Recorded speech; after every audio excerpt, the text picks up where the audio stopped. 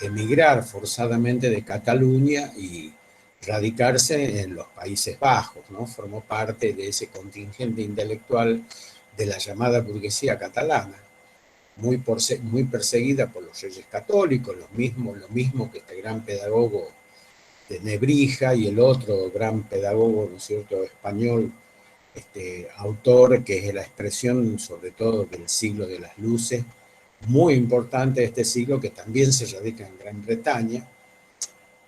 Ya me voy a acordar el apellido, pero digamos, hay todo un grupo de intelectuales españoles muy importantes de ese tiempo, que para escapar, ¿no es cierto?, a la guillotina de Fernando el Católico, como les pasó a los comuneros españoles que hicieron la rebelión, específicamente, ¿no es cierto?, de todo lo que se llamaban las Vascongadas, de todo lo que es el actual País Vasco, todo lo que es Cataluña, todo lo que es, ¿no es cierto?, esa España de los Pirineos, o la llamada España celtíbera, ¿no?, la España, digamos, que no representa al orden ni aragonés, ni español, ni castellano, ni manchego, o sea, la España de la llamada llanura manchega, esto que es la España negra, la España, digamos, absolutista, la España, ¿no es cierto?, de los reyes católicos, después de su heredero Carlos V y luego de su nieto,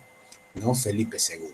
Bueno, Valentín Vázquez Colmeiro, Manuel Valentín Vázquez Colmeiro, es un gran economista de esa época, y él nos va a poner un poco en situación de qué es lo que pasa en este tiempo histórico, del cual nosotros ya hemos hablado en una clase, creo, fundamentalmente, hablando del escenario general de la modernidad, y como decía, de ese momento donde nosotros los latinoamericanos, el mundo periférico, los tres grandes continentes de las 3A, no de las 3A de la época de los 70, que fue una organización criminal, sino de Asia, África y América Latina, entran para ellos, para el relato de ellos, en la escena histórica.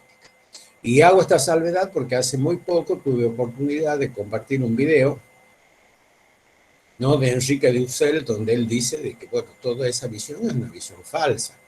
Es la visión del discurso dominante europeo, que establece que nosotros somos descubiertos por ellos, o sea, adquirimos entidad como civilización, como cultura, como geografía, ¿no es cierto?, como pasado histórico con la llegada de los europeos a América.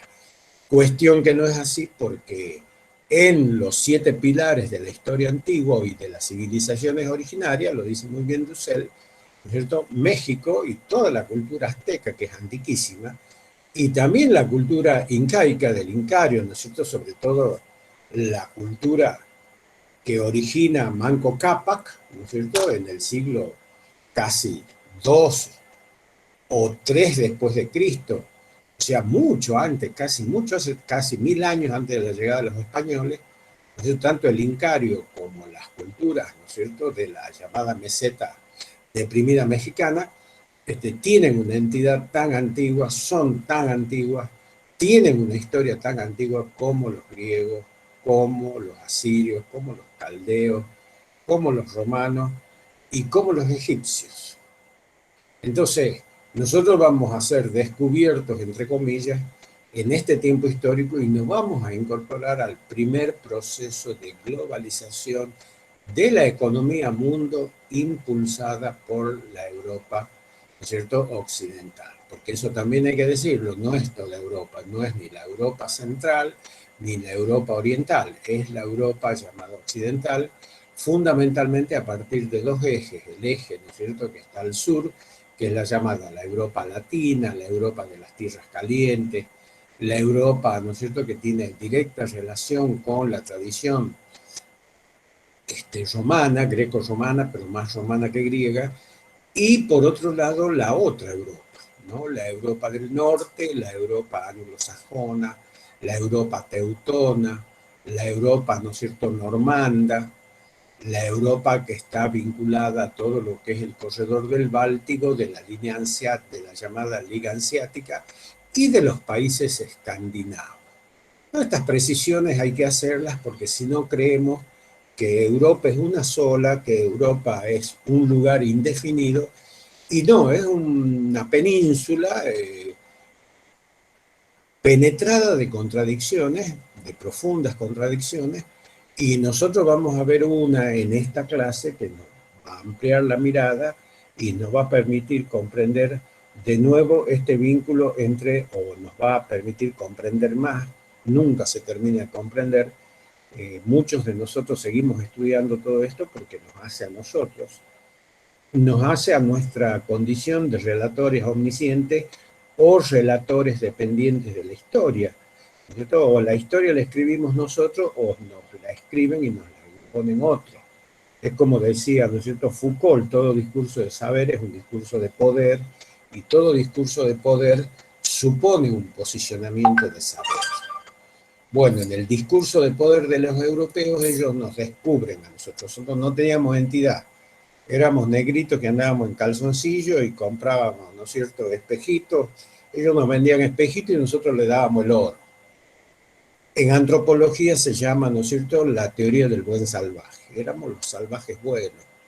No llegábamos, nos tenían que catequizar, nos tenían que hacer aprender la lengua, nos tenían que hacer aprender sus modales. ¿No es cierto? Colón, por ejemplo, en las cartas que escribe después de su segundo viaje, horrorizado, contaba cómo, ¿no es cierto?, en los territorios que él había visitado en su segundo y tercer viaje, no en el primero, porque en el primero llega a una isla que se llamaba Guanani, que hoy forma parte, ¿no es cierto?, del archipiélago de las llamadas, ¿no es cierto?, todas estas islas donde están los paraísos fiscales, ¿no? Están toda la gente que contrabandea dinero y que no tiene control, ¿no?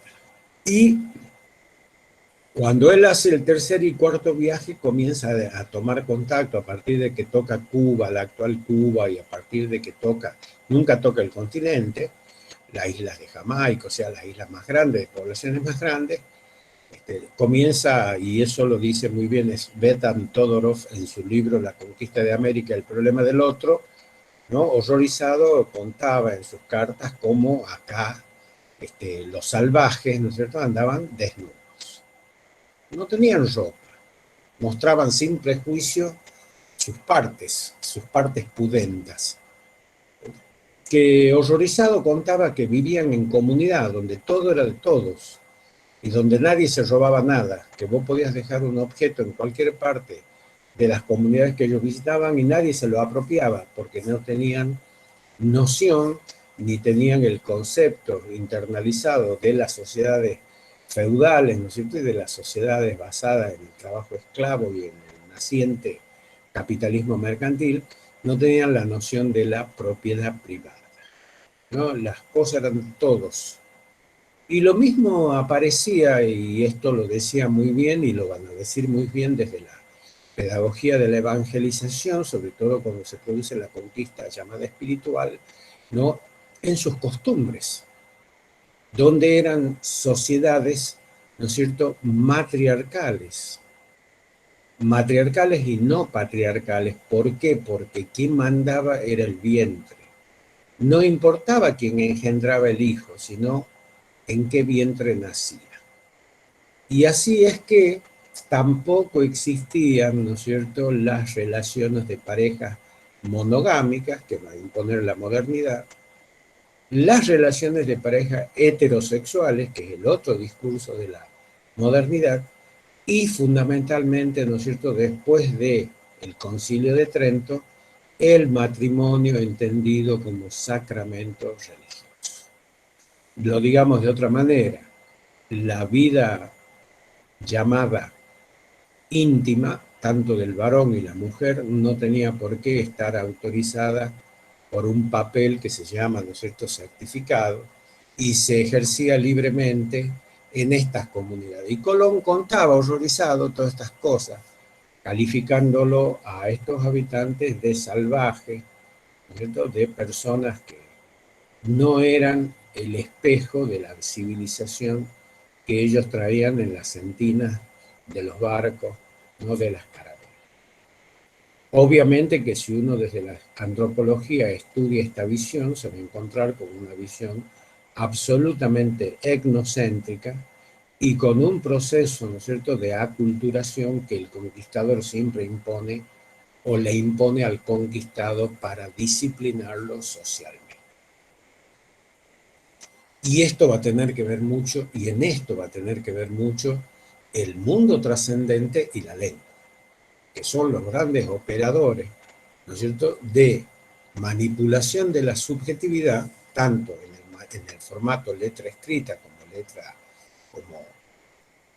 lenguaje oral, la lengua, ¿no es cierto?, es uno de los formatos comunicacionales fundamentales, no solo para ejercer o ejercitar un proceso que es el proceso de comunicación interhumana o interpersonal, sino para denotar y connotar el mundo, para nombrarlo al mundo, para decir el mundo como es, ¿no?, para establecerle el significado a las cosas. Una cosa es una cosa por cómo se la dice y por cómo se la connota y cómo se la denota, ¿no? Entonces, todo esto es lo que aparece en este tiempo histórico y que nosotros ya lo hemos reseñado en esta clase, y que esta breve síntesis que presento es a efectos de recuperar de alguna manera los conceptos que nosotros o con los cuales hemos iniciado el dictado del Estadio 3, ¿no? La modernidad desde la perspectiva del primer proceso de globalización de la economía mundo, fundada por ese nuevo sistema productivo que en la larga transición del feudalismo al capitalismo aparece como un mojón importante en esta diacronía histórica, que es el mercantilismo. Acuérdense, por primera vez el llamado, y esto lo dice, ¿no es cierto?, otro gran intelectual, Wallerstein, ya no voy a acordar su nombre de pila, que tiene precisamente un libro que se llama El sistema economía mundo. Él dice, bueno, ¿cuál es el primer proceso de globalización? El mercantilismo. Y la pedagogía de la evangelización, decimos nosotros, los educadores.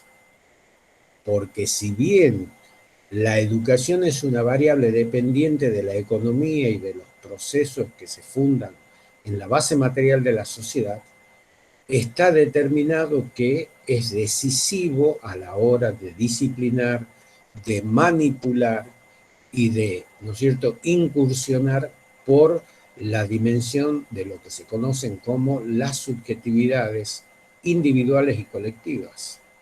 Lo digamos de otra manera, no sé si hubiera sido tan exitoso el proceso denominado conquista de América si solamente se hubiera limitado a un dominio material, en vez de remacharse, asegurarse con el dominio ideológico que significó la conquista espiritual. No basta, como decía, ¿no es cierto?, este gran intelectual francés, Albert Camus, novelista, escritor, nacido en el norte de África. Él era un pies negros, ¿no es cierto?, porque era francés, pero nació en el norte de África.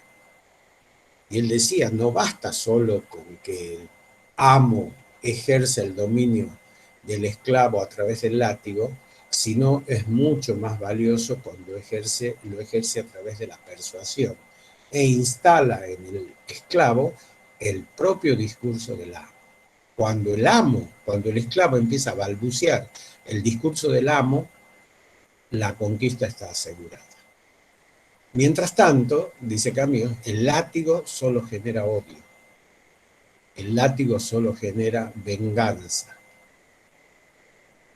Es decir, fragmenta el proceso de dominación y control del otro, mientras que el proceso de la conquista espiritual asegura el proceso de conquista, sumisión y disciplinamiento del otro.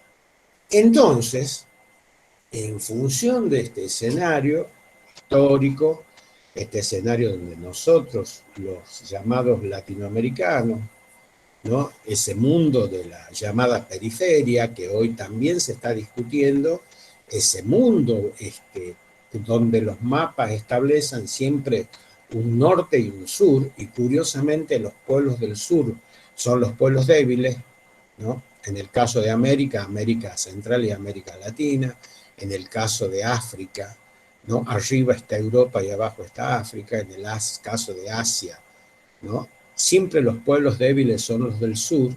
Entonces dice, para terminar con esta visión del mundo, al mundo había que invertir. ¿Y por qué no hacer un mapa donde todos los pueblos débiles estén en el norte y se transformen en pueblos esenciales, o en los pueblos que son los centros de la historia, en vez de dibujar un mapa, ¿no es cierto?, con este eurocentrismo y este nortecentrismo que es tan fuerte en el momento en que aparece o se manifiesta como modernidad. Así que, perdón, ¿comenzó la grabación de la clase? Bien. No porque quiero que me graben, ¿no? Sino porque los alumnos capaz que no pueden asistir después escuchen. Bueno, si escuchan estas cosas se van a sorprender un poco y se van a escandalizar, pero a mí me encanta el escándalo. Soy persona del escándalo. Pero no me parezco en nada a Rafael, ¿no? La verdad, cuando cantaba escándalo era patético, pero bueno. Dios me libre. Dios nos da cada cosa, nos da cosas como Montaner, por ejemplo, y sus hijos. Ay, Dios me libre. ¿Qué hemos hecho para merecer eso? ¿No? Pero bueno, voy a cantar como Mau y Ricky. Ay, Dios me libre. Yo le voy a pedir a Dios que la perdone a la televisión de este tiempo por hacernos escuchar esas cosas.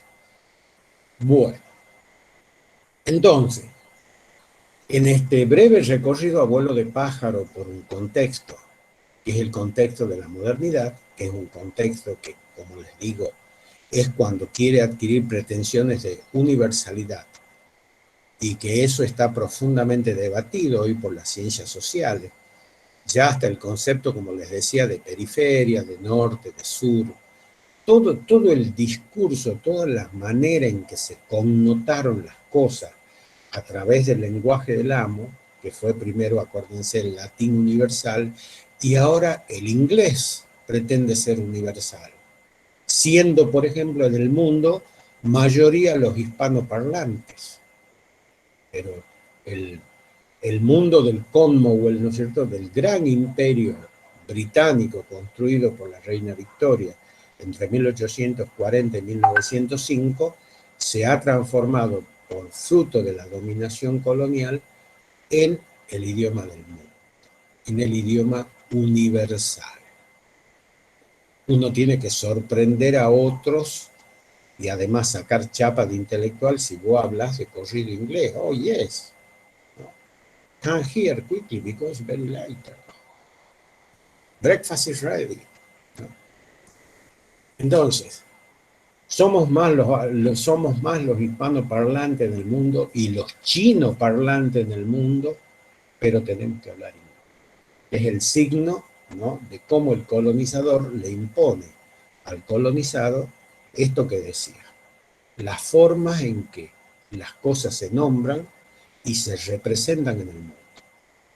Entonces, el origen de este proceso histórico hay que estudiarlo primero comprendiendo, porque de esta manera vamos a comprender el significado de la educación como discurso superestructural que disciplina, forma, profesionaliza, ¿no?, y hasta en cierto sentido establece los sentidos comunes en las conciencias de los individuos, los hábitos, las costumbres y los modos de ver el mundo. También dijimos, cuando nos apoderamos progresivamente de este tiempo histórico, o pretendemos apoderarnos, yo les digo que nunca lo lograrán. Hace 30 años que lo estudio y le sigo encontrando cosas nuevas, porque además eso es lo genial del conocimiento. El conocimiento es, como decía Einstein, ¿no es cierto?, tengo 3 certezas: el universo, el conocimiento y la estupidez son inconmensurables. No, sobre todo la estupidez humana. No es cierto. El conocimiento también y el universo también. Bueno, y por eso mismo A pesar del tiempo, uno lo sigue estudiando, por lo menos en mi caso, a mí me interesa estudiarlo, leerlo. Entonces, ¿cuál es la segunda cuestión a partir de este contexto? Muy importante también que este nuevo proceso civilizatorio se va a dar en tres grandes expresiones. Y ya no me ubico en la economía, en la conquista, en la colonización, en el colonialismo, en el sufrimiento de los pueblos marginales y débiles, en la trata de negros, ¿no es cierto?, en la extinción, la expoliación, ¿no es cierto?, y la destrucción de los pueblos originarios en los continentes marginales, sino en cómo se piensa Europa a sí misma desde las perspectivas superestructurales y en particular de un fenómeno que con la modernidad adquiere o va a adquirir una dimensión estratégica en la formación de las conciencias colectivas, en la formación, como ya he dicho, de hábitos y costumbres, en la formación de las profesiones, en el desarrollo tecnológico, en el desarrollo económico, pero sobre todo va a establecer interesantes connotaciones y marcas, no va a dejar huellas, va a impartir saberes para formatear conciencias, que es el proceso educativo.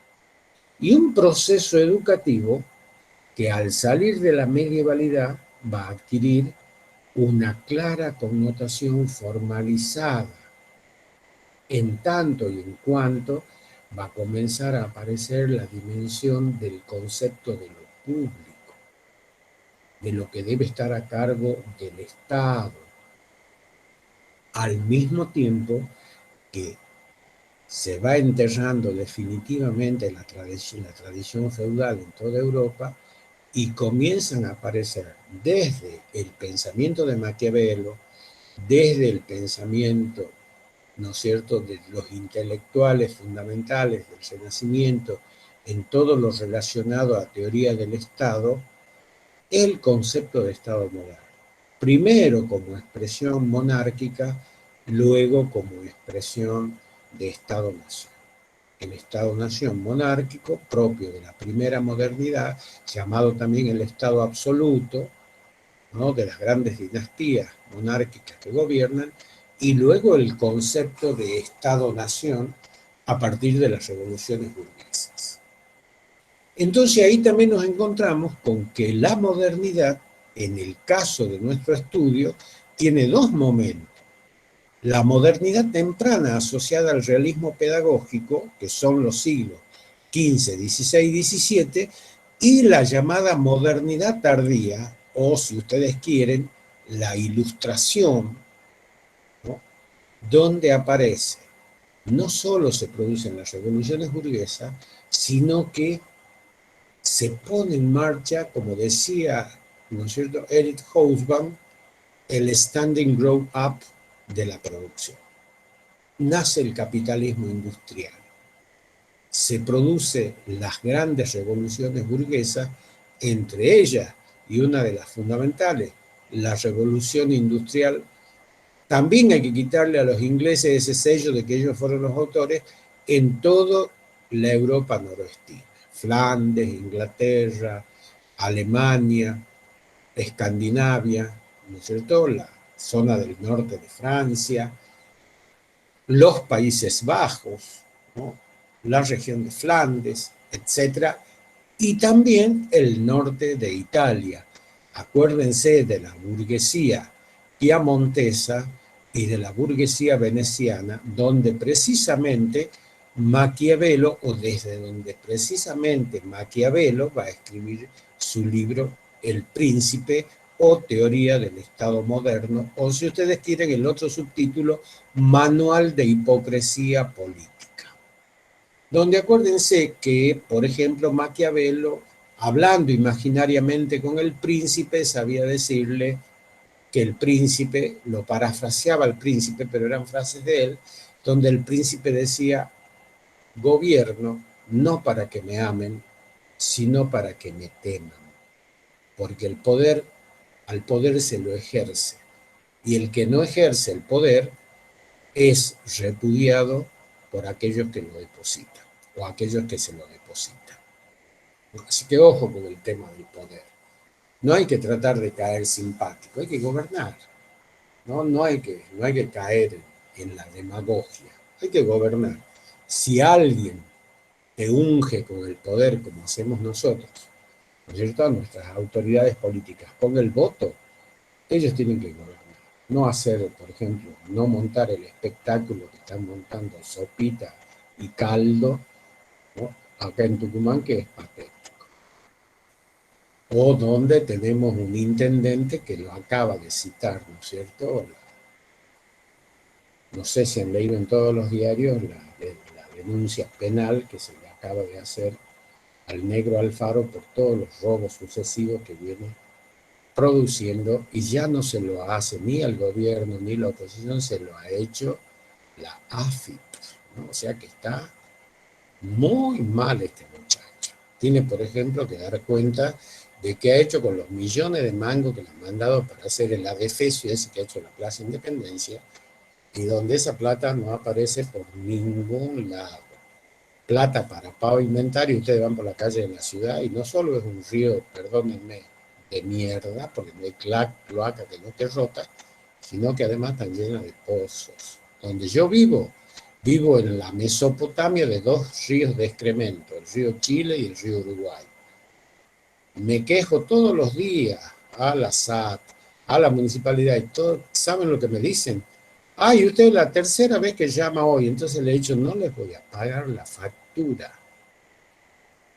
No les voy a pagar la factura. Pero claro, como soy un alma en pena sola que anda predicando por los cementerios, se me cagan de risa, porque si eso haríamos todos los ciudadanos, ahí le demostraríamos también que, como decía, ¿no es cierto?, un señor que se llama, muy interesante, que escribió el contrato social y que se llamaba Juan Jacobo Rousseau, decía de que la relación entre el que gobierna y los gobernados es una relación contractual, donde la mayoría gobierna a través de sus representantes. Bien, entonces, el escenario de la Europa renacentista está atravesado, y eso lo hemos visto ya en clase pasada, por un tipo de educación que es la educación llamada humanista o la educación renacentista.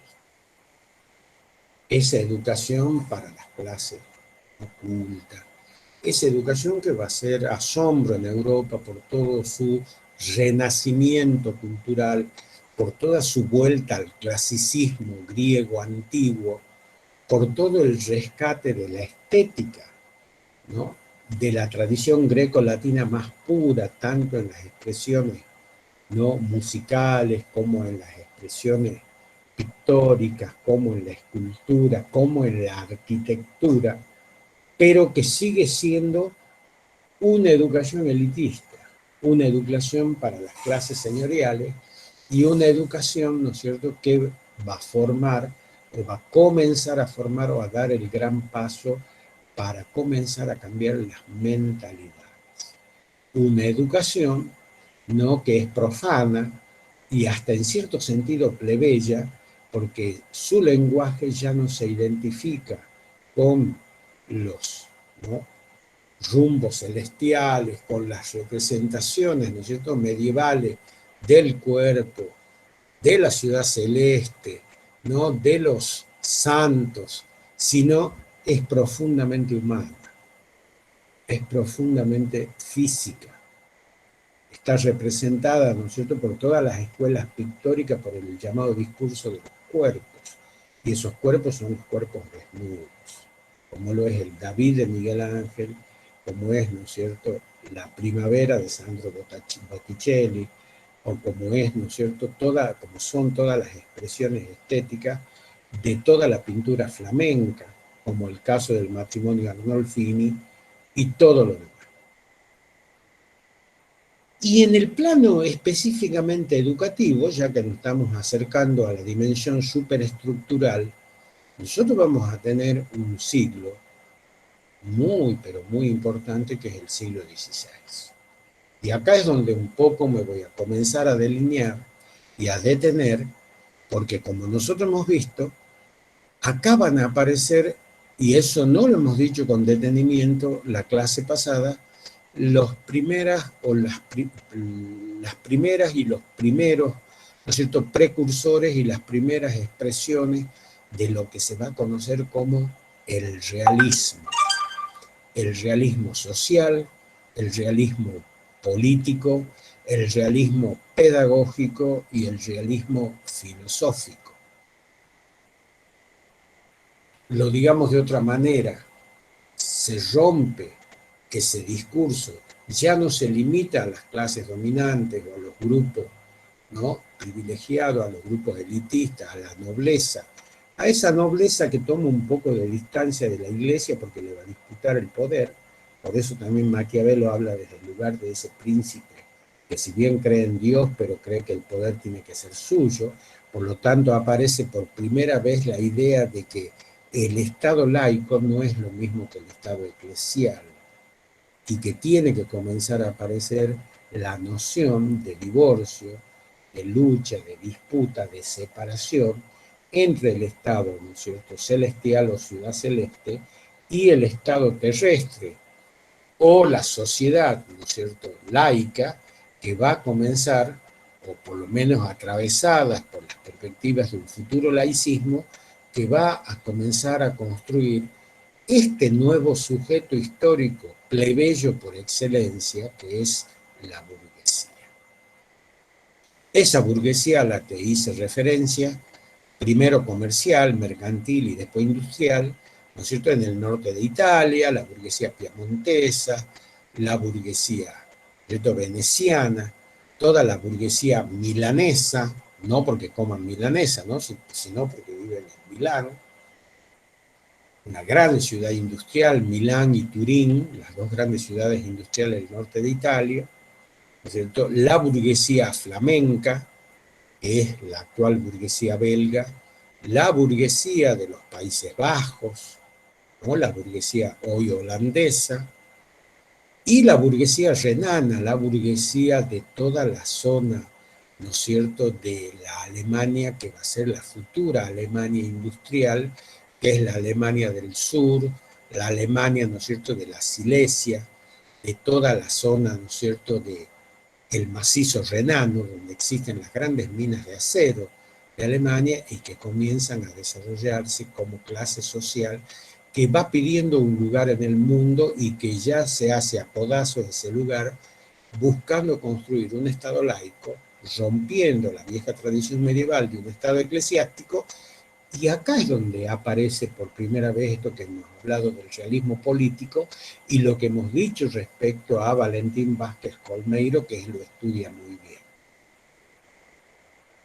Y eso mismo ocurre, ¿no es cierto?, en la Escandinavia, donde esa letanía y esa distancia de Roma hace que los escandinavos, Suecia, Noruega, la actual Finlandia, en ese momento era un estado asociado y con márgenes difusos de Noruega, ¿no es cierto?, van dejando de lado la tradición absolutista y la naciente burguesía escandinava comienza a tomar las riendas del poder, sobre todo las riendas del poder económico a partir del enorme, ¿no es cierto?, tráfico mercantil que existe en toda la zona del Canal de la Mancha, del Mar Báltico, ¿no es cierto?, de todo lo que es la zona de aproximación a través de Gran Bretaña de lo que se llama el Atlántico Norte.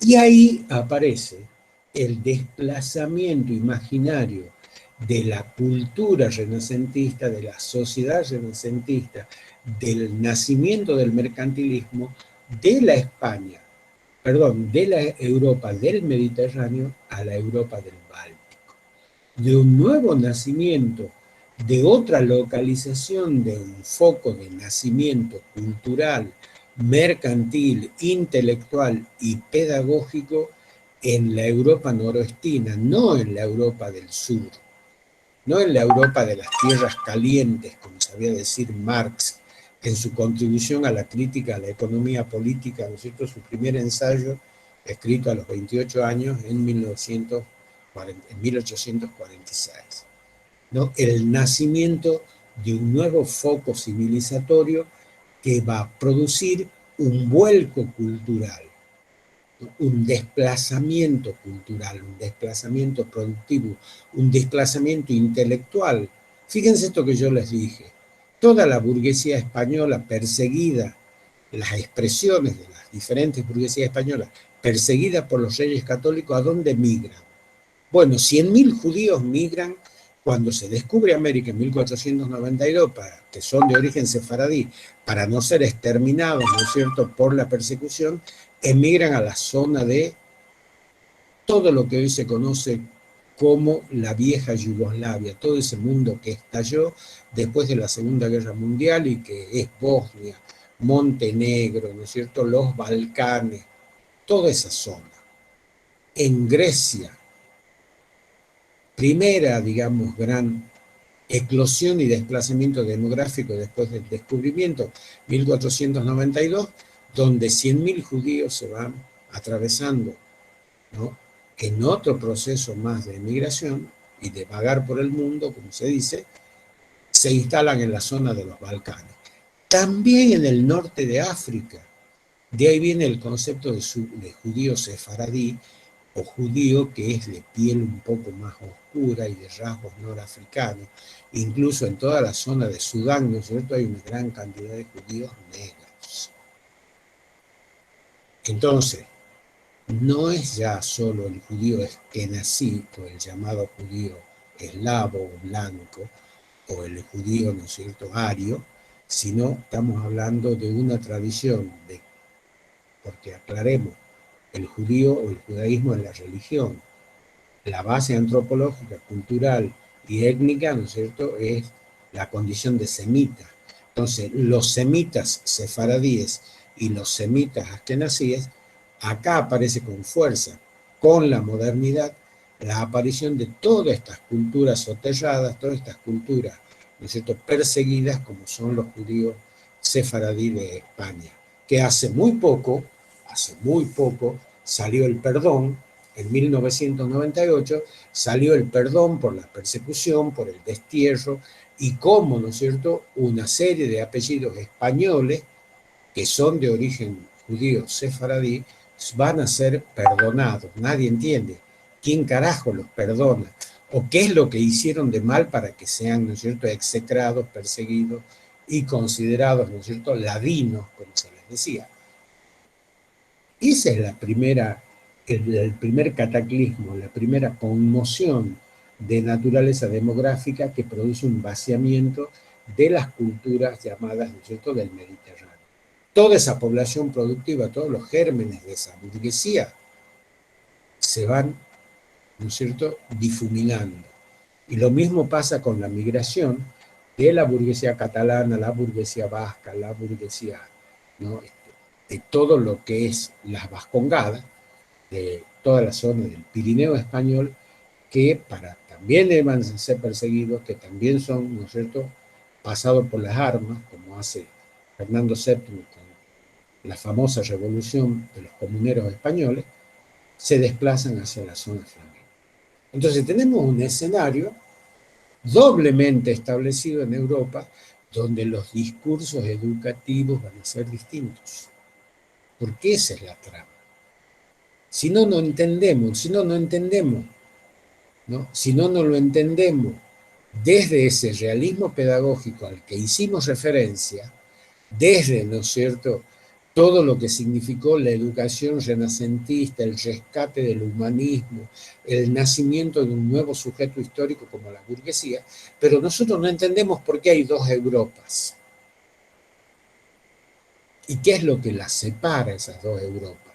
¿Qué es la que las separa? Solamente una cuestión de crisis de la teocracia, del mundo teocrático, una separación solamente de naturaleza trascendente, porque predomina en la Europa del Norte la Europa protestante y en el sur la Europa católica, apostólica, romana. Solo eso, de ningún modo.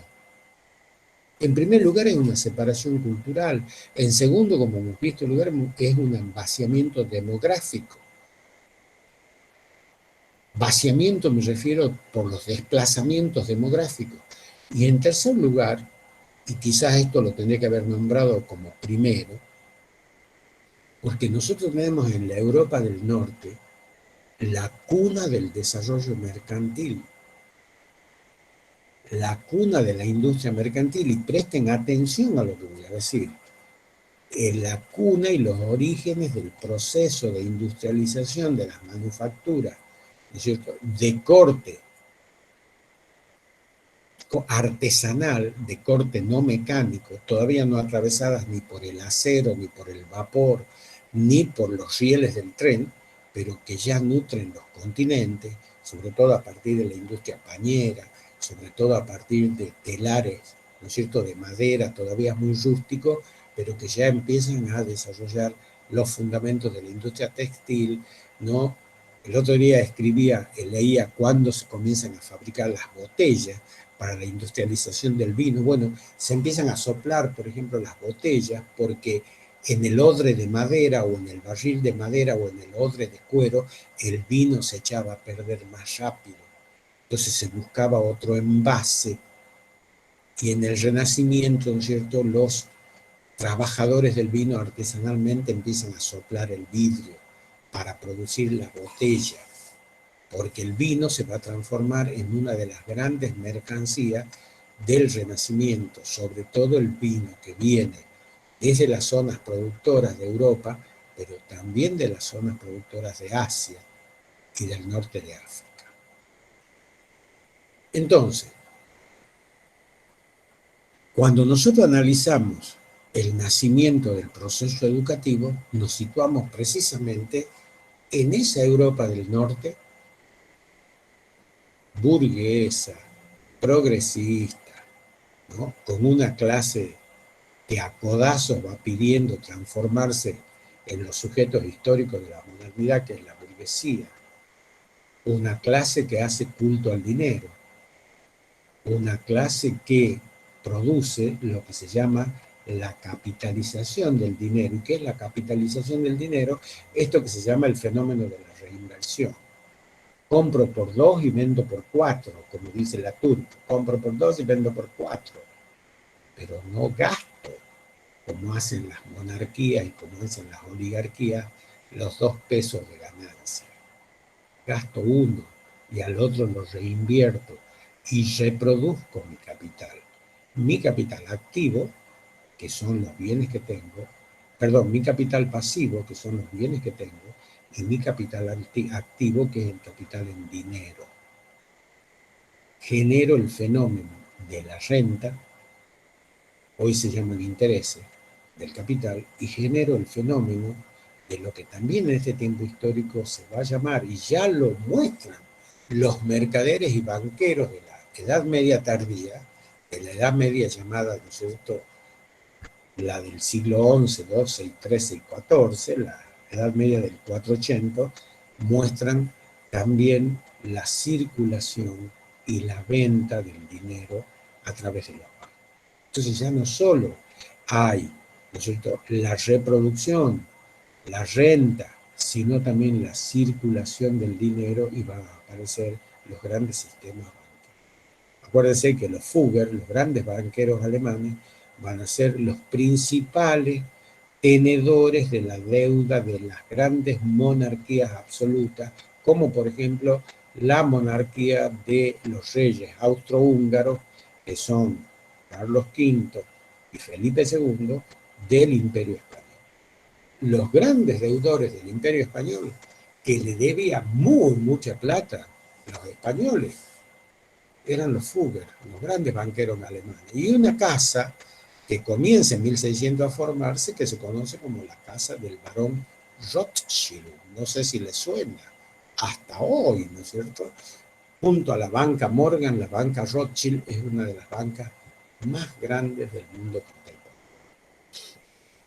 Entonces, nosotros tenemos un fenómeno que es muy interesante, y por eso decimos que la educación es un fundamento o un discurso dependiente de los procesos de transformación estructural de la sociedad en su base material. ¿Qué está ocurriendo en la Europa noroestina?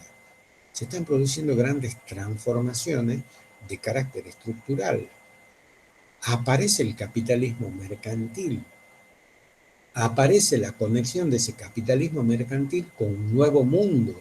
Es el mundo donde las materias primas, como la madera, o la materia prima, ¿no es cierto?, como los vegetales, o las materias primas como las que proveen los alimentos, las van a transformar a Europa. Van a dejar de cagarse de hambre los europeos, y en particular sus clases bajas, sus campesinos, esos que han muerto por la peste negra en casi la mitad de la población en el siglo XIV. Esa Europa devastada que emerge en el siglo XV y el siglo XVI, y donde los descubrimientos de las nuevas tierras, los nuevos continentes, son una especie de cuerno de la abundancia. Van a conocer fruta, tabaco, cacao, café, papa, maíz. Y saben que esa revolución, que no solo es mercantil, sino alimenticia, se transforma en revolución demográfica. ¿Por qué? Porque al estar más alimentado y mejores alimentados, se alargan las expectativas de vida. Ya no se vive hasta los 40 años, promedio. Y saben que la revolución de los alimentos transforma las dietas, transforma la fuerza productiva de un tipo para que un tipo resista más de 8 horas en una máquina. O sea, América, que el mundo periférico le ha dado tanto a Europa, que los europeos todavía nos tendrían que agradecer de rodillas y devolvernos todo lo que nos quitaron en 500 años, todo lo que se llevaron, todo lo que drenaron, todo, ¿no es cierto?, lo que se apoderaron a través de la fuerza, porque la civilización, como decía, ¿no es cierto?, muy bien, lo decía Svetan Todorov, la civilización de los civilizados, lo único que le trajo a aquellos llamados bárbaros o atrasados, lo único que les trajo es el dolor de la explotación, el saqueo y el despojo. Entonces, es muy interesante esto, porque la que despega es la Europa noroeste. La que se queda anclada en las miasmas feudales es la Europa del sur. La Europa, por ejemplo, de los Braganza, de la Casa Real de los Braganza en Portugal, la Europa de los Habsburgo, ¿no es cierto?, en España. Carlos V, Felicina, son reyes que gobiernan casi 50, 60 años, ¿no? Felipe II gobernó desde los 18 años hasta cerca de los 80. Él es el que se construye ese palacio que se llama el Escorial cuando asume, porque ese iba a ser su tumba. Fíjense lo que construía. No construía el mundo para la vida, sino construía el mundo para la muerte. Entonces, en ese marco, y yo lo voy a insistir al marco y al contexto, porque solamente el marco y el contexto es lo que a ustedes, chicos, les va a permitir comprender lo que leen en los módulos. Si no, la lectura es una lectura plana. Y yo creo que ahí está el otro problema que hemos visto ayer el martes. A la hora de elaborar los ensayos, hay que volver a las clases teóricas. Para algo sirve. Yo no me paso toda una noche previa, como ayer, ¿no es cierto?, preparando este discurso para que salga. No crean que este discurso sale porque solamente es un acto de, ¿no es cierto?, espontaneísmo pedagógico. Acá las cosas para decirlas se preparan, porque si no hacemos papelones. Y si no pierden el hilo conductor de lo que queremos decir. Y acá lo que estamos escenificando son esas dos Europas. La Europa del Norte, mercantil, ¿no?, que está plantando los orígenes del capitalismo, donde aparece con fuerza un nuevo sujeto histórico, la burguesía flamenca, la burguesía normanda, la burguesía anglosajona, teutona, escandinava, ¿no?, frente a esa Europa anclada como decían los españoles, y gobernada por la oligarquía negra, por esa vieja oligarquía castellana, conservadora, ¿no? Parasitaria, que no representa el discurso del naciente capitalismo porque no reproduce el capital, porque no trabaja,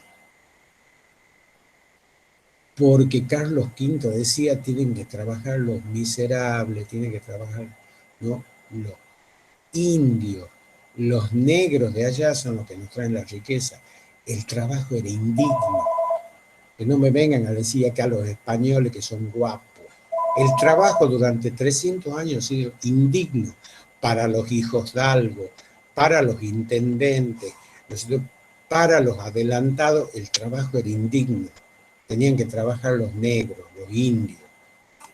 Esa era la mano de obra. Todos los que murieron en el Potosí, todos los que murieron en las minas de Huancavelica, todos los que murieron en los socavones de las minas de diamantes, en toda la zona, ¿no es cierto?, del Mineirao, ahí donde River va a ir a jugar con el Club Atlético Mineiro.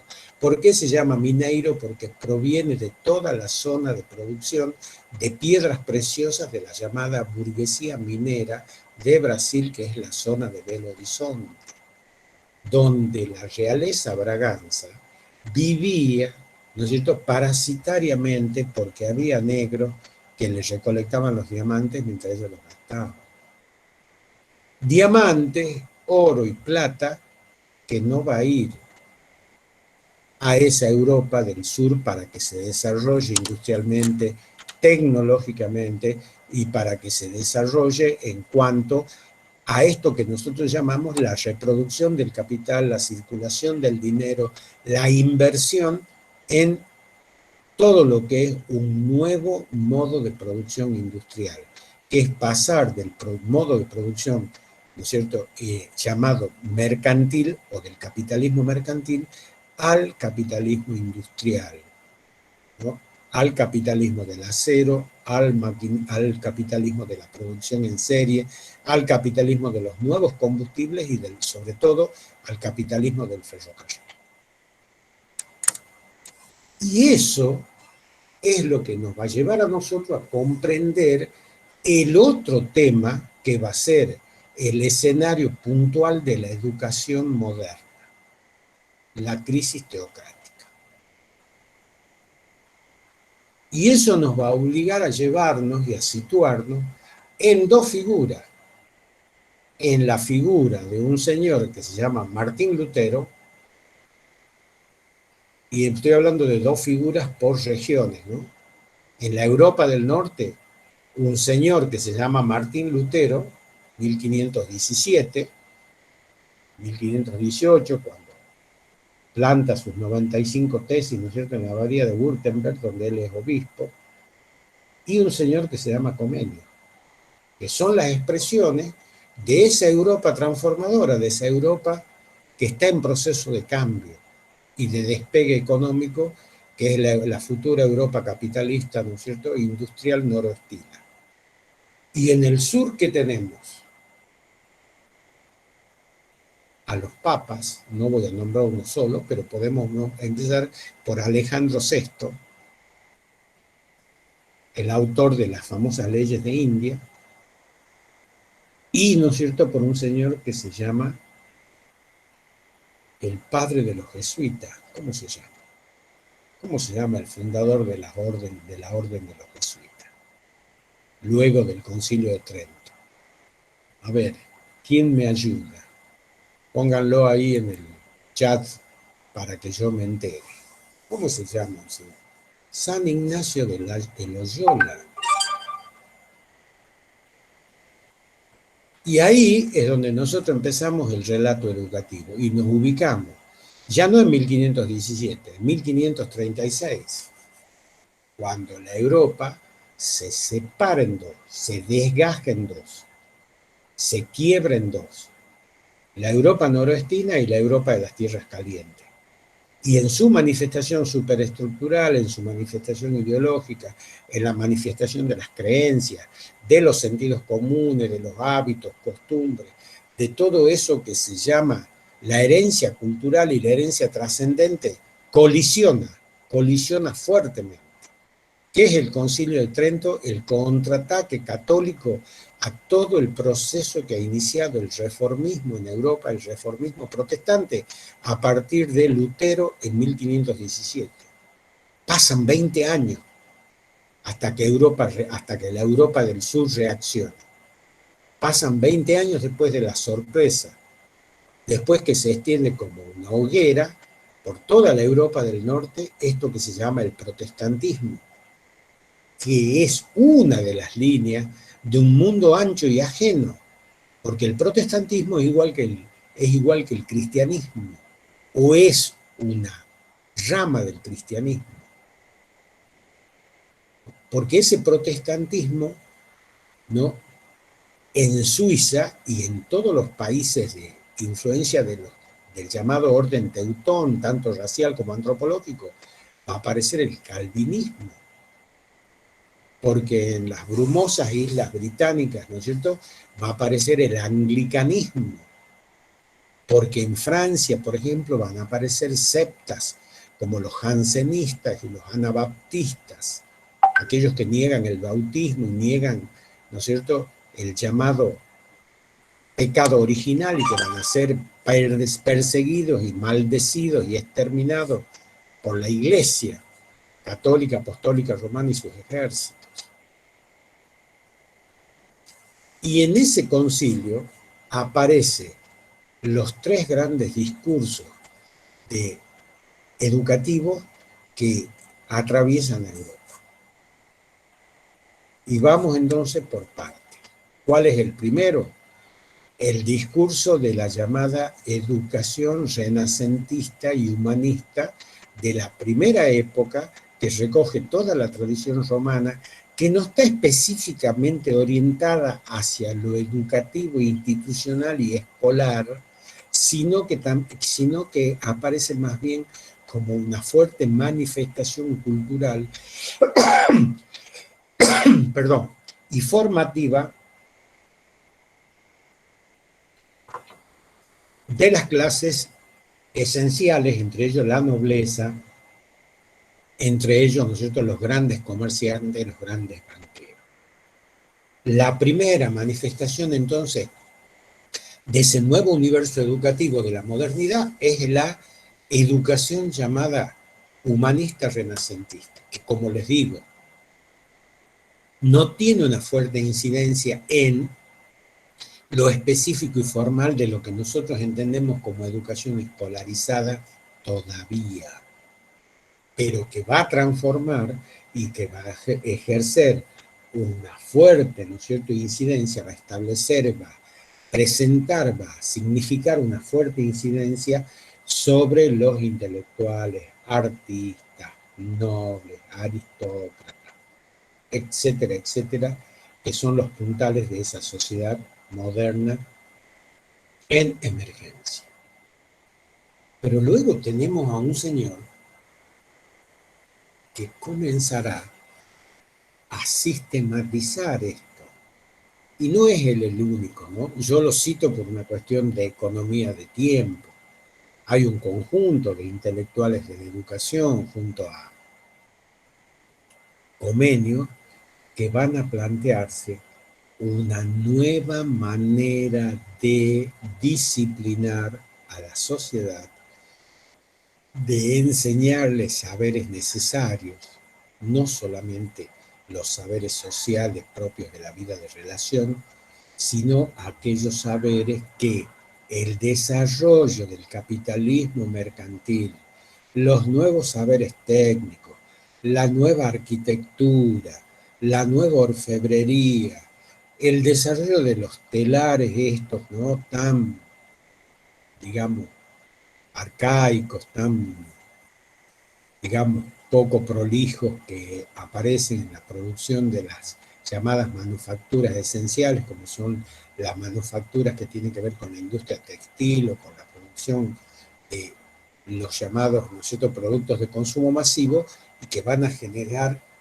y van a demandar el proceso de tecnificación, de la aparición de los oficios, de la aparición de nuevas artes, Y todo eso se va a comenzar a enseñar. Por ejemplo, la industria pañera, y con el descubrimiento de América y lo que se traía del norte de África, todas las tinturas para teñir los paños. Esto lo cuenta muy bien la vida y en la biografía de este señor que se llama Lutero. Él era un fraile dominicano, doménico, así se llamaba, de la congregación, que en su abadía producían paños. Y esa industria pañera, que no solo se tejía, sino que se teñía, le daba los dividendos y el poder que esa abadía tenía. Acuérdense el nombre de la rosa, todas las actividades que había en esa abadía. Bueno, cuando se indigna, ¿no es cierto?, Lutero, cuando viaja a Roma y descubre que él, que era la expresión de la burguesía naciente en los territorios alemanes, y a través de la dieta de Worms, descubre el boato, el lujo, ¿no?, la fastuosidad con la que se vive en Roma, la riqueza de Roma y la venta de indulgencias. Cómo los nobles, ¿no es cierto?, cómo los varones, los marqueses compraban y le pagaban a la iglesia un terrenito en el cielo. Con eso tenían asegurado el paraíso. Entonces, este problema es el que divide a la Europa en dos.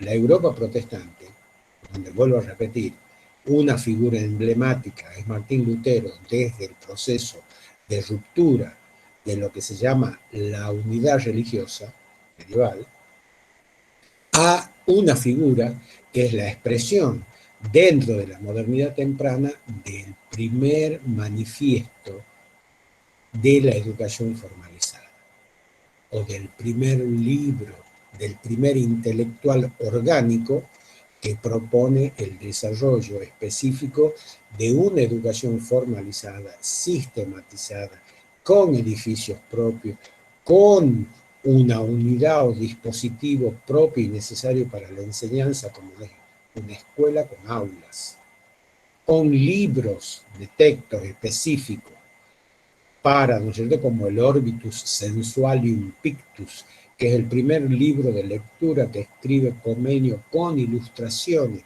y con 3 lenguajes.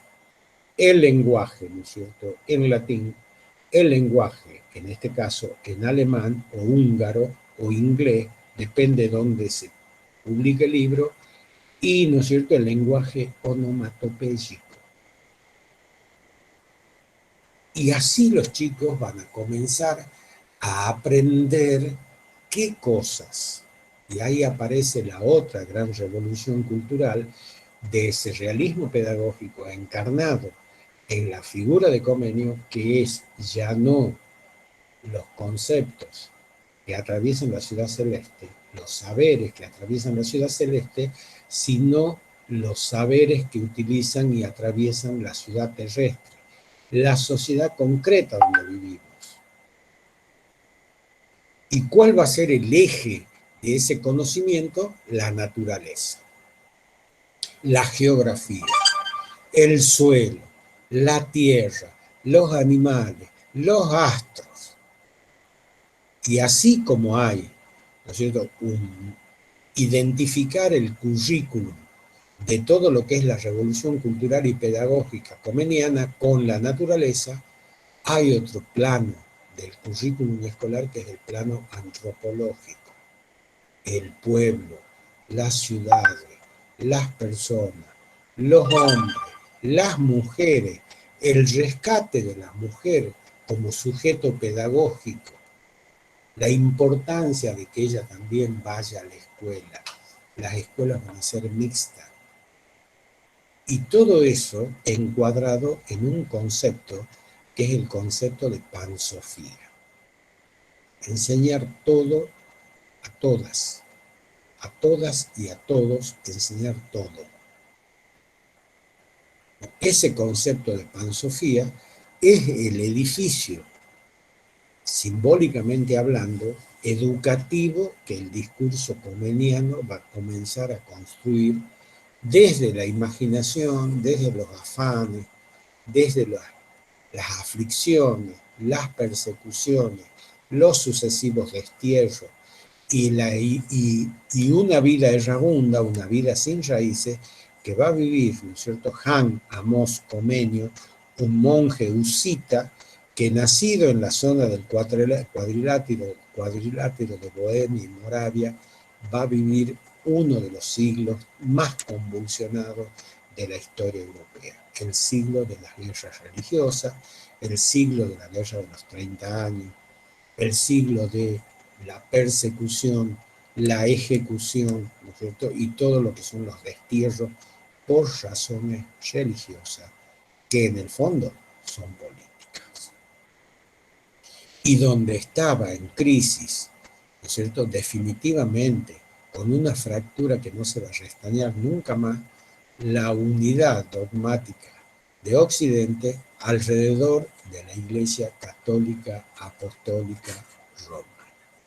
Pero que en el fondo es la desobediencia del burgués, de la burguesía, de los intelectuales, de aquellos que veían el mundo no a través del discurso dogmático, sino a través de un discurso que se va a conocer posteriormente como el discurso liberal, o lo que hoy podríamos llamar el discurso moderno, o el discurso que afianza las libertades individuales, que es el origen del discurso liberal, ¿cierto?, encarnado en la burguesía, encarnado en una clase plebeya pero que acumula, en una clase plebeya pero que reproduce el capital, en una clase plebeya pero que hace circular y vende el dinero a través de los bancos, en una clase que, utilizando el capital pasivo y el capital activo, se va a enriquecer y se va a transformar en un factor de poder y desarrollo, va a encarnar un nuevo modelo de acumulación distinto al modelo de acumulación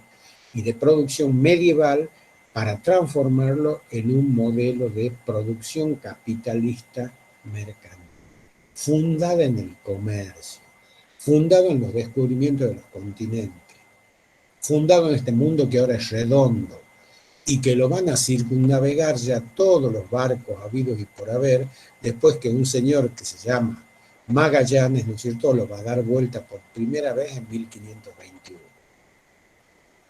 Hernando de Magallanes va a ser el primero que va, ¿no es cierto?, a circunnavegar el globo terráqueo y va a salir, ¿no es cierto?, de Puerto de Palos, y después de estar prisionero en las Molucas, ¿no es cierto?, por los nativos filipinos, va a llegar 4 años después con uno de los 5 barcos con los que salió y con una población de apenas 30 hombres, de los 200 y tantos que llevó, va a volver a España y va a decir: di vuelta al mundo. Y Carlos V va a decir, luego lo va a repetir su hijo, claro, porque formamos parte de un imperio donde no se pone el sol.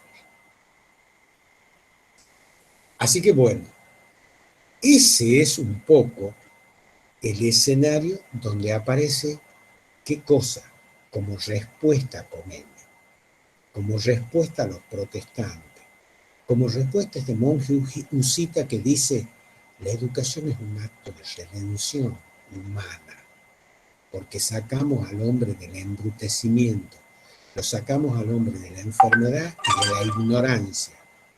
Y ya el sentido redentor ya no es un sentido redentor trascendental o, ¿no es cierto?, fundado en el concepto de ciudad celeste o paraíso post-mortem, sino es un concepto de redención inmediato para que cambie su vida. La educación le va a permitir cambiar su vida aquí. El concepto de redención ya no es posterior a la finitud, sino es anterior a la trascendencia. Tiene un sentido más pragmático e inmediato y pone en el foco de ese proceso histórico a una nueva categoría dentro de lo que después se va a llamar la psicología evolutiva, a la cual los seres humanos le empiezan a prestar atención, que se llama infancia.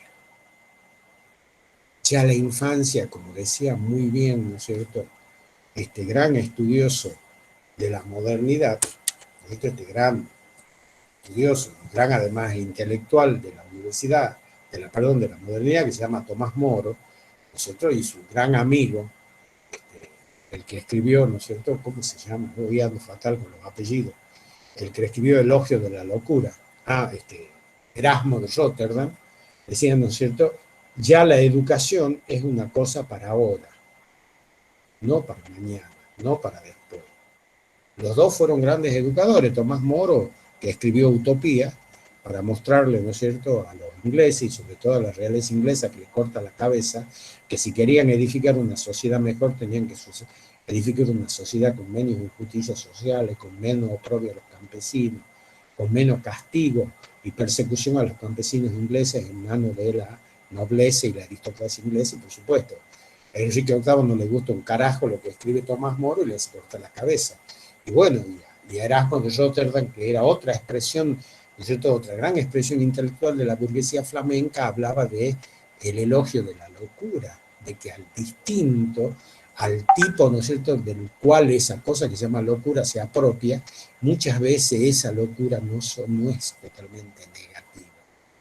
La locura te hace ver cosas que el hombre común no puede ver. Estoy haciendo una síntesis, por supuesto, muy apretada del libro, escribe varias cosas. Hay que leerlo, Erasmo de Rotterdam, porque además introduce ya en el discurso de las ciencias sociales renacentistas la idea de lo que es, ¿no es cierto?, la introspección, eso que tenemos adentro, que no se llama alma, se llama enfermedad. Y ahí le da otra entidad al carácter de la subjetividad moderna. ¿No? Porque antes era todo el alma la que se está enferma, el alma la que tiene que ir al cielo, el alma la que no muere cuando muere el cuerpo. Y Erasmo le da una noción y una connotación más psicobiológica, estructurológica como alma. Es una categoría psicológica. Entonces, tenemos el escenario, chicos, y a partir de la clase que viene ya vamos a comenzar a hablar de la educación contrarreformada católica y de la educación reformada protestante. Lo vamos a hacer en el caso de la educación reformada protestante, atravesada por todo lo que es el concepto del realismo pedagógico, y en el caso de la educación contrarreformada católica, atravesada por todas las resoluciones que toma el Concilio de Trento, convocado en 1546 por el Papa, ¿no es cierto?, Alejandro VI. Y en donde se va a comenzar a dirimir la controversia por la influencia, por las conquistas, no solo de las almas, sino de las personas y del poder político, y también por las influencias sobre las monarquías y los sistemas de gobierno entre el catolicismo y el protestantismo. Lo digamos de otra manera, la educación de la Europa occidental y también del mundo periférico va a estar atravesada por esta controversia. Y si no, como ejemplo, ¿no?, les dejo como ejemplo un botón. ¿Por qué creen que la América del Norte fue anglosajona y protestante? ¿Y por qué creen que la América Latina del Sur, ¿cierto?, empezando por la América Central y desde el río Bravo hasta el Cabo de Hornos, fue católica, española, ¿no? Y se preocuparon las órdenes religiosas y las monarquías de que no penetrara una idea del protestantismo en América. La cubierta, la coraza que hicieron sobre la América conquistada por los españoles y portugueses fue tan efectiva que recién en el siglo XX comenzaron a aparecer, 1930, en la Argentina antes, 1910, un señor llamado William Morris va a ser uno de los primeros maestros protestantes que va a crear una escuela protestante en Buenos Aires. De ahí que haya una población en Buenos Aires que se llama William Morris, ¿no?, que es en homenaje a este maestro de origen protestante. Así que bueno, ¿Quién dice que la religión no es educación y quién dice que la educación en este momento no está subordinada a la gran controversia religiosa que se va a producir en Europa en este tiempo? Bien, son las 12:59. Estaba dentro de lo que tenía previsto, que era hablar más o menos de una hora 20, y ahora abrimos un cuadro de diálogo para que todos los que quieran decir algo, aportar algo, preguntar algo, opinar algo en particular, ¿no es cierto? Como siempre hacemos, Susana, Elizabeth, ¿no? Emanuel y todos, además ustedes, chicas y chicos, si quieren aportar cosas. Ya tenemos un escenario claramente, que es lo que a mí me interesa, que ustedes lo tienen que entender. El escenario está. Ahora, que yo después me ponga a contar la anécdota, lo que hizo, eso hace que la clase sea aburrida, por lo menos para mí, y que no tenga sentido. Porque lo que nosotros tenemos que hacer con la clase es ir más allá de los textos, o ir a lo que esconden los textos. Entonces el alumno, ustedes, cuando leen el texto, dicen, ah, Concilio de Trento, era esto. Ah, Comenio, este señor, ah, no me estoy desayunando yo con, ah, Lutero, ¿no? Ese tipo tan denostado por la Iglesia Católica, les digo en serio, porque yo me acuerdo que iba a la iglesia San Roque y habían, no me acuerdo, las famosas misiones que nos hicieron participar, donde yo casi me hago cura. ¿No? Me acuerdo que tenía 9 años, me acuerdo que vinieron a reclutar gente y me acuerdo que mi hermano, que era, de todo, tragaba santo y cagaba diablo porque él era sábado y domingo, era un buen católico y de lunes a jueves le hacía cagar a las mujeres, pero bueno, así son muchos, ¿no es cierto? Excelente, ¿no? Pero iba a la iglesia, se golpeaba, le pedía perdón a Dios, y el sábado y el domingo era una almita en pena, y el lunes a viernes era un diablo en persona, pero bueno, todos somos, tenemos defectos, ¿qué va a ser? Algo me habrá dado a mí de eso que traté de ser, de generar la formación reactiva, porque yo tengo un hermano mayor, mucho mayor que yo, capaz para que entiendan y me escucha, que me crió a mí porque somos 8 hermanos y yo me quedé sin madre muy chico y fui a parar, ¿no es cierto?, a las manos de él. Pero no me arrepiento, me parece que me ha criado bastante bien a través de lo que se llamaron las formaciones reactivas, ¿no? Yo, por ejemplo, a mí me parece deleznable la agresión física en el matrimonio, me parece una cosa terrible, no la aceptaría nunca. Bueno, yo lo he vivido desde otro lugar. Ojo, hay otros que imitan, ¿no? Las cuestiones de la identificación son muy profundas todavía para entender. Así como hay formaciones reactivas, hay, ¿no es cierto?, imitación de ese modelo. ¿Por qué dice? ¿Por qué alguien le pega, ¿no? Utiliza la fuerza física en la relación afectiva? ¿Por qué lo utiliza? Porque lo copió de alguien, lo vivió de alguien, se identificó con alguien. O al revés, la repudia por algo. Bueno, así aprendí, me acuerdo, yo iba a la iglesia San Roque, me obligaban a ir a misa, ¿no? Bueno, no la pasé mal, les aviso, ¿no? Hasta que hice el catecismo, tuve que estudiar 100 preguntas de memoria para poder hacer la comunión y ahí ya me empezó a incomodar un poco esto de estudiar tanto y de memoria. Y me acuerdo cuando tenía 7 años vino la monja y me dijo que me arrepiente de todos los pecados y yo no sabía de qué mierda arrepentirme porque a los 7 años, ¿qué pecado podía tener? ¿No? Así que bueno, de todos modos, está planteado el marco teórico, esto es la cultura nuestra, la tenemos que estudiar para comprendernos, para saber de dónde venimos, chicos. No se trata de ser intelectuales, entre comillas, se trata de que nosotros sepamos nuestros orígenes, por qué somos como somos. Esto que se llama identidad, lo que se llama memoria, lo que se llama reconocimiento del mundo. No estamos, por eso una materia cultural es tan o más importante que una materia de formación profesional. Y yo les voy a decir por qué. Las materias propedéuticas en una carrera universitaria nos proveen algo que después la profesionalización, la hiperespecialización, la práctica muchas veces, la monotonía, el trabajo, nos hace personas de costumbre, de monótonas costumbres. Nos hace, por ejemplo, profesores del librito. Conozco un montón de profesores, colegas míos que en lo normal me decían, Y bueno, yo vengo aquí por la obra social, vengo, no te querés formar. Y las materias estas son materias formativas, nos cambian el chip. Antes que ustedes queden atrapadas o atrapados por la didáctica, espero que el chip se le cambie. Esa es la idea. ¿No? Para eso son valiosas las materias formativas. Y nosotros le damos bola a la especialización. Era como ayer. Ayer querían saber la nota antes de saber por qué se les había puesto la nota. O está bien, le digamos la nota, pero le vamos a decir el por qué, antes o después. No importa cuánto, le vamos a decir el por qué. Así que bueno, me callo ya porque se me están terminando las fichas de las pilas y voy a dejarle lugar a los otros colegas y a ustedes.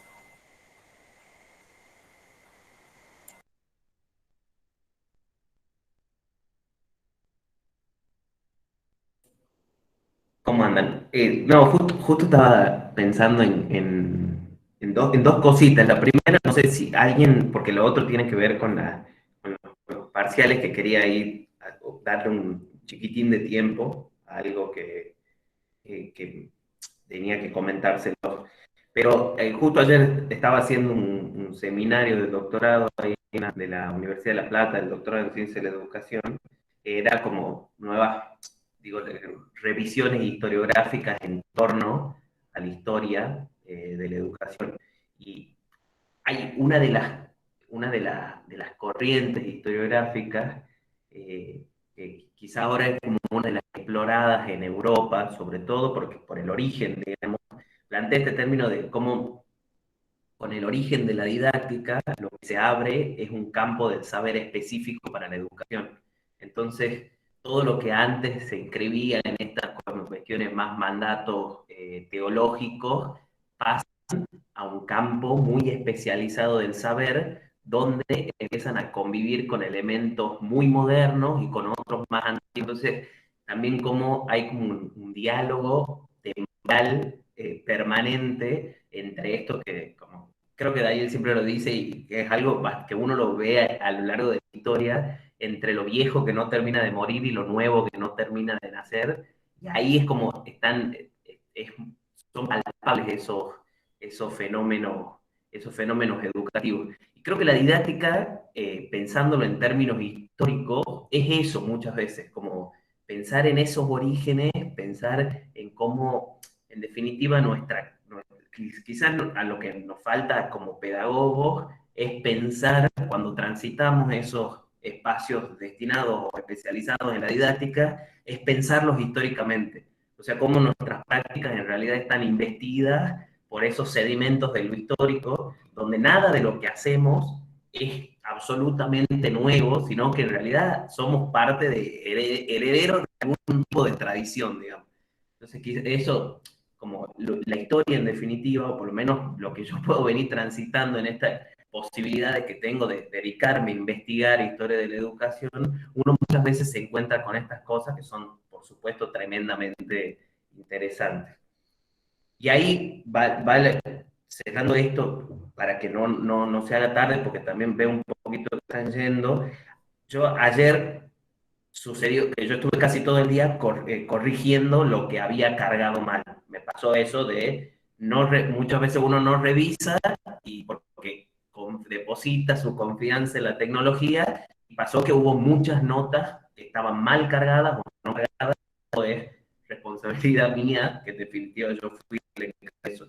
Así que hoy, mientras lo escuchaba la clase del profe, estaba revisando nuevamente porque llegaron consultas de gente que aparecía como rehacer y tenía aprobado. Y la consulta llegaba diciendo, bueno, no por la nota, porque a la gente que no tenía nota era más sencillo, sino diciendo, necesito saber orientaciones para poder corregirlas. Así que estuve revisando todos los documentos de nuevo y todavía, por suerte ayer, la mayoría de la gente pudo tener su nota final, pero bueno, hoy quedaban 5 personas que por suerte no son para mal, no es que le pusimos notas de aprobado que estaban desaprobados, sino al revés, estaban como rehacer y en realidad están aprobados. Así que en eso, mi disculpa porque la verdad que me imagino que es una situación bastante fea no encontrar su nota y había sido toda mi responsabilidad el cargarlo.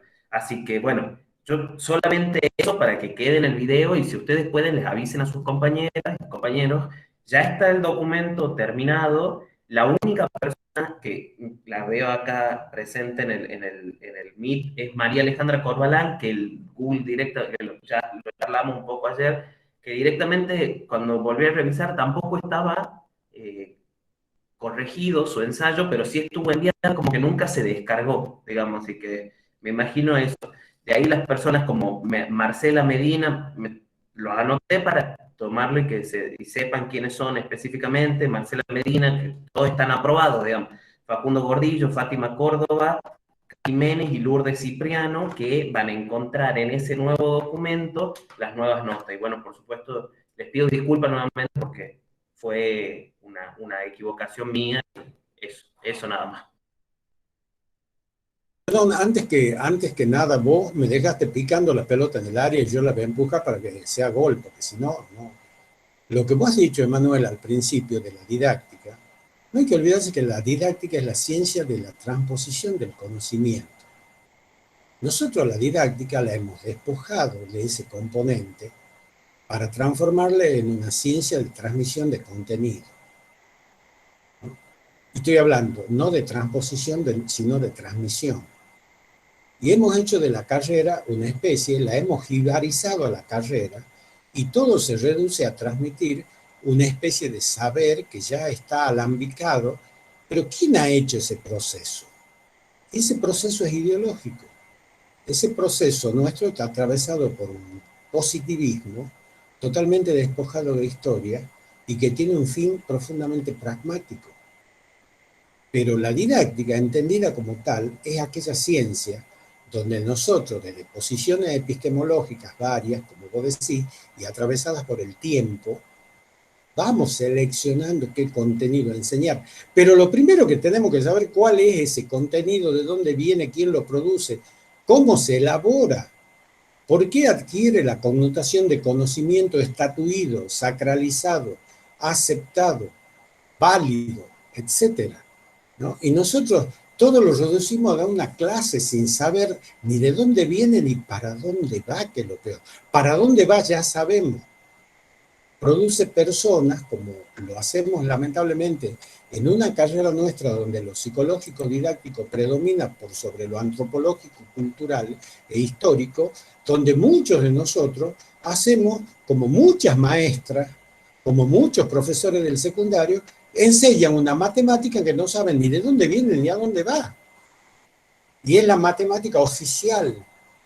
Entonces le hacemos repetir a los chicos las tablas 2×3, 2×4 y el changuito se recontra, perdónenme, se empelota en ese memorismo hueco y no entiende para qué sirven las matemáticas o por qué la matemática es esencial antes que enseñarla o aprenderla, comprenderla, ¿no? Por eso cuesta tanto. Yo creo que, por ejemplo, ese ethos de la carrera es el que tenemos que recuperar, ¿no? Por eso, bueno, nada más, era eso que vos me has dicho. Ciencia de transposición del conocimiento. Esa es la didáctica, no la enseñanza en el aula.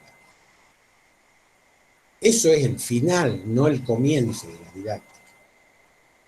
Así que bueno, nada más eso, nada más. Bueno, volvamos a lo que ha dicho Emanuel. No sé, Liz, no sé, Susana, si hay algo para aportar. Estamos ya sobre la hora. Tenemos todavía unos minutos hasta las 12, hasta las 3:30, pero estamos ahí. Sí, está bien, sí hay como cuestiones ahí, me parece interesante de la clase de hoy recuperar, lo que has comentado, Daniel, que tiene que ver con esto, ¿no? Esta construcción del poder, ¿no? Del poder, el saber y el saber como poder, me parece que hay algo ahí que has ido manifestando y me parece interesante rescatar el poder, bueno, esto, ¿no? Cómo se fue construyendo ese poder material, simbólico, cultural, que de algún modo, ¿no? Tiene sus raíces en la construcción estas subjetividades y sujeto histórico de la burguesía, que sí me parece importante destacarlo, ¿no? Porque creo que en este punto habíamos de algún modo recuperado la última clase antes del receso, y que sí da cuenta, digamos, de la construcción de ese relato de la modernidad. A mí me parece que esto es lo que le da el sentido que vos bien mencionas a todas estas expresiones pedagógicas, que no tienen por qué ver con ese contexto de lo que estamos mencionando, ¿no?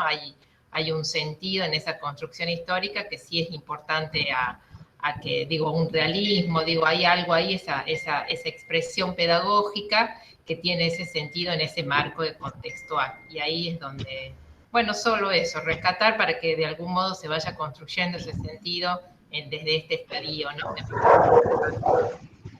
Recuperar eso.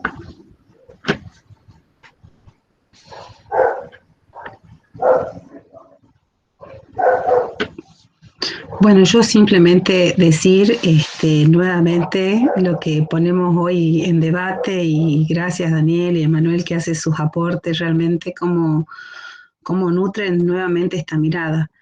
Y bueno, voy a recalcar esta necesidad de poder ver el presente desde una mirada no tan solo histórica, sino que una mirada política, antropológica, de que las cosas no son inocentes de por sí y que no nacen de un repollo, sino que siempre es una construcción que es propio del quehacer humano.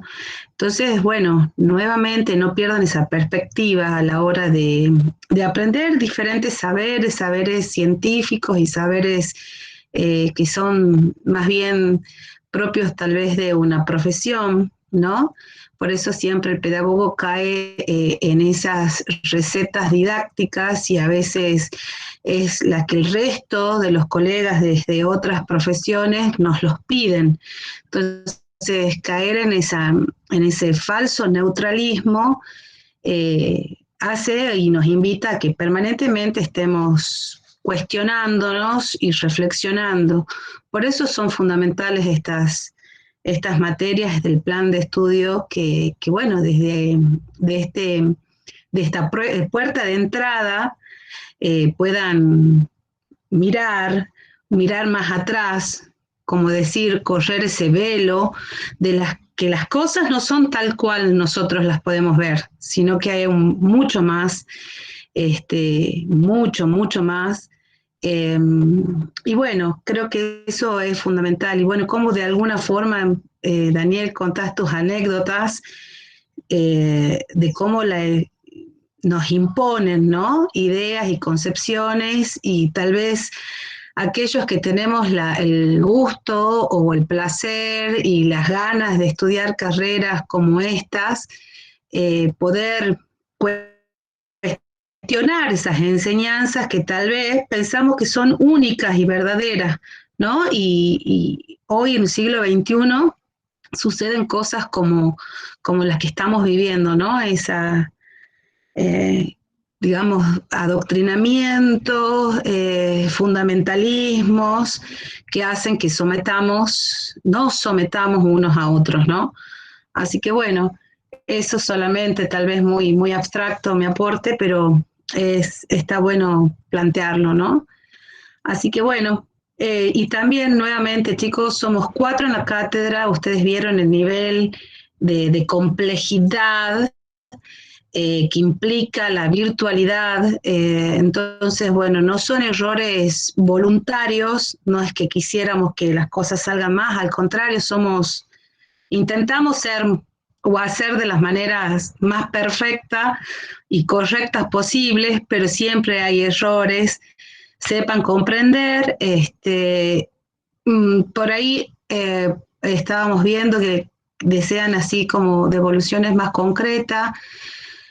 Por los tiempos, capaz que no se las puedan hacer, tomen, generalmente los errores no son, como decíamos, una cuestión conceptual, sino que no han podido desarrollar dentro del escrito lo que se les ha solicitado, ¿no? Así que recurran nuevamente al video de la grabación del taller de devolución de parcial del día de ayer. Así que bueno, eso simplemente. Emanuel, no te sientas mal, no es personal, sino que bueno, es el sistema, es el drive, es el campus, son muchas cuestiones. Él aglutinó todas unas planillas, 4 planillas, hacer en una, o sea que es un trabajo bastante complejo. Eso decirles nada más. Sí, sí, y hay errores que son absolutamente involuntarios, como ya lo habíamos charlado, nombres, por ejemplo, de ustedes que difieren. Hay una chica que se llama Claudia Leonela y la otra Nadia Leonela, entonces estas cosas, uno pone mal algo y se desencaja. Ahí solo contesto la pregunta de Andrea Soledad, ya está revisado, ya espero que no haya más errores. Si descargan el documento ahora, ese es el último documento que está hecho. Están usados los datos en torno a si ustedes presentaron los trabajos, porque había gente que aparecía como cuestiones dispares, así que entiendo o que espero que estén ya, que este es el listado definitivo. Y hay personas que aún faltan, que yo por ahí les estuvimos contestando algunas devoluciones que nosotros nos pasan, las compartimos internamente y les compartimos a ustedes en la medida que ustedes nos van comentando, pero como dice la profesora Susana, muchas veces hacerlo implica, nos lleva bastante tiempo. Así que bueno, espero que cualquier cosa, ayer estuvimos contestando los mails, así que cualquier cosa, cualquier cosa nos comunican. ¿Te referías al ENSA? Sí, el ENSA, ¿por qué está el recurso de tarea está oculto? Porque ya está habilitado el nuevo recurso para subir serían las recuperaciones. En ese recurso de tarea no tienen hecha la devolución. Quizás ustedes nos pueden hablar por privado, nosotros buscamos quién corrigió el parcial, se les copia la devolución y ahí la trae. No sé si se entiende dónde va.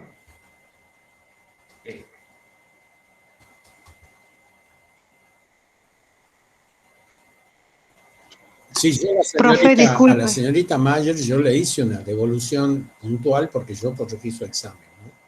Yo corregí su trabajo y ella, bueno, en algún momento, o a partir de lo que dice Manuel, ya lo va a poder consultar a su trabajo.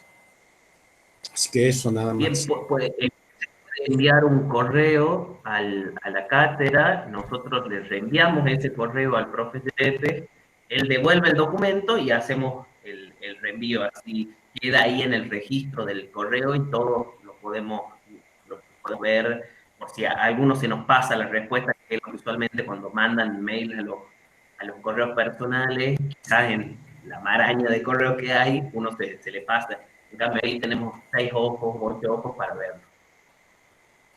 Sí, y hay una cuestión evaluativa también, chicos, que lo hemos hablado mucho entre nosotros como colegas de la cátedra, y es que el martes vamos a dar un taller, ¿no? El taller de las 8, para ver cómo van avanzando ustedes con la recuperación. Lo decimos de otra manera, el tema no es solamente esa división entre el alumno y el docente, que cuando el alumno fracasa, la culpa del alumno, y cuando, como yo escucho a muchos colegas, cuando el alumno aprueba, el mérito es mío. En este caso, estamos todos, como quien dice, ya que estamos hablando de las carabelas de Colón, estamos todos en la misma carabela, ¿no es cierto? Y si ustedes tienen un problema y no les ha ido bien, no vayan a creer que solamente es problema de ustedes. Capaz que nosotros hemos mensurado mal cosas, no hemos tenido en cuenta otras. El producto de esto, vuelvo a repetir, una enseñanza. Y creo que si entre todos lo abordamos desde esa perspectiva, no separando ni malos ni buenos, ni inteligentes ni tontos, nada, sino como un proceso de aprender, yo creo que todo va a salir bien. Es una experiencia. Nosotros queríamos saber, en realidad, lo que ustedes sabían, lo que traen del secundario, cómo están como alumnos de primer año en este tema. Bueno, y hemos tocado un punto sensible de la formación de ustedes. ¿Qué es la formación? Les aclaro, de todos. A nosotros también nos han gomeado, les aviso. En primer año también andábamos, ¿no es cierto?, como Adán en el Día de la Madre, no sabíamos a quién encontrar, ¿no? Nada más que en ese tiempo no nos avisaban. Y yo me acuerdo que estudié 2 años de Derecho y aprobé 14 materias, y después la angustia de sentir que mi corazón no quería ser una caja registradora, me fui a Filosofía y Letras, donde encontré más humanidades, ¿no es cierto?, las humanidades en serio, y ahí, por ejemplo, aprendí a interactuar con los profesores. Y yo me acuerdo que en la Facultad de Derecho jamás me dejaron ver un examen, ni existía, me metían una goma y no me daban explicación. Pero eso también tiene que ver con la masividad, con el sistema de trabajo, con las formas de enseñanza, con la característica de esa facultad. Entonces también lo tomemos desde esa perspectiva, esta experiencia, y yo creo que ustedes, no por esta materia, sino por el conjunto de materias, porque hay muy buenos colegas en las materias culturales, ustedes van a ir aprendiendo, como yo les decía también al principio, a construir su propia identidad como estudiantes universitarios, van a aprender a relacionar, a comparar, a establecer analogías, a trabajar los saberes en contexto, a trabajar los saberes desde un pensamiento más emancipador y más crítico, lejos de la repetición, del memorismo, del enciclopedismo, ¿no es cierto?, del verbalismo que atraviesa la educación secundaria. Porque eso es un poco la frontera que, les aviso, hace que tantos chicos de los que ingresan deserten. Más allá de que tengamos universidad pública y todo lo demás, ¿por qué se van? No solo por cuestiones materiales muchas veces, por cómo traen la formación del nivel medio, que en muchos casos es una formación que tiene todo un rasgo distintivo. Memorismo, repetición, todo eso, chicos, es parte de esta cosa que es el sistema educativo, y que a pesar de todo eso es un buen sistema educativo, aunque ustedes no lo crean. Bueno, son las 12:25 y ya estoy en mi casa, viene un olorcito de la cocina, no, o sea, me entrego a los placeres terrenales.